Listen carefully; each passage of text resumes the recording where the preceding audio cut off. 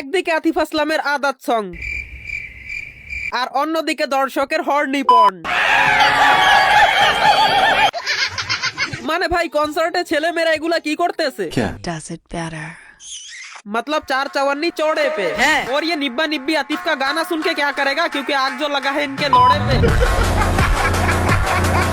और रही बात इन मोहतरमा की, लड़की होने का शर्म इज्जत इन पे भी है ना झाट भर। कॉन्सर्ट तो एक बहाना है, इन्हें ठुकाई करना है रात भर। মানে একদিকে সাধারণ পাবলিক বাঁচে না, আর একদিকে এই গান্ডু জেনারেশন যারা ঘরে ছোট ছোট বাচ্চা রেখে আসছে শুধু কনসার্ট এনজয় করার জন্য। দুই ছোট ছোট বেবি ফেলে এসেছি শুধু গান শোনার জন্য। না না, পরে এইসব আন্টি ম্যাটেরিয়ালরাই থানায় গিয়ে বলে জামাই প্রতিদিন গাঁজা খেয়ে চামড়ার বেল্ট ইউজ করে।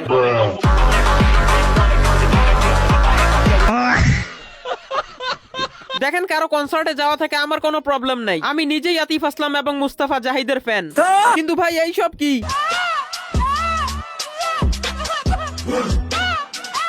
মানে গুলিস্তানের কিছু টোকাই মেরা ধূমপান করতেছে এবং কিছু পতিতারা তাদের নাঙ্গের সাথে অশ্লীলতা ছড়াচ্ছে।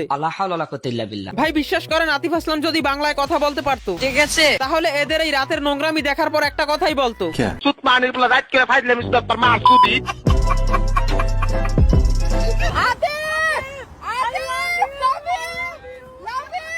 এই ফিমেল গাধাদের আবেগ দেখে একটা জিনিস মনে পড়ে গেছে।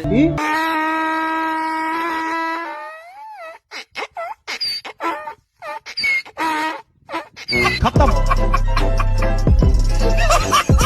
Bye bye, tata, goodbye, गया।